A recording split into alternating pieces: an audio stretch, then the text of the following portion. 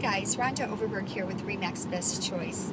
Today I want to talk to you about writing contingent contracts because contingencies are getting so much more popular now that the market is really busy. So it's important to know a lot of details about these contingent offers. And I'm going to try to make this quick and explain it. Okay, so let's say we have a buyer who wants to buy a home. And buyer also has a home he needs to sell in order to buy that home. So that buyer goes in and writes a contingent offer upon the sale of his home. In that offer, you should write it for about 90 days if everybody's agreeable to that. So today being June 11th, I would say this contract is contingent upon the sale of my home on or before September 11th. On the contract itself, I would put a closing date projected 30 days from that date of October 11th, assuming I sold my house or the buyer sold their house on the very last day of that 90-day contingency.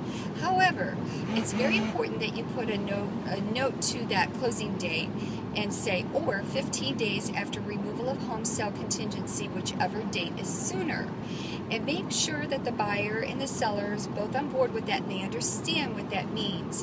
And here's why that's important. Let's say that buyer writes that contingency, 90 days to sell their home, 30 more days later to close it. We've got an October 11th closing date. He puts his home on the market and it goes under contract to close June 30th. Possession and closing June 30th, and now he removes his contingency from the sale of the other home, for the sale of his home from the contract on the home he's buying. Well, that closing date is October 11th. So that seller doesn't necessarily have to agree to change that date even though he's removed his contingency for the sale of his home. Or if that contingency gets called before he attempts to remove it, then he's really got more of a situation to deal with because none of those terms have to be negotiable by either party. They're agreed to. So it's very important that the agent, both the buyer and the seller's agent, are totally on board with what's going on with dates, as well as both the buyer and the seller. There's a lot of moving parts to contingencies.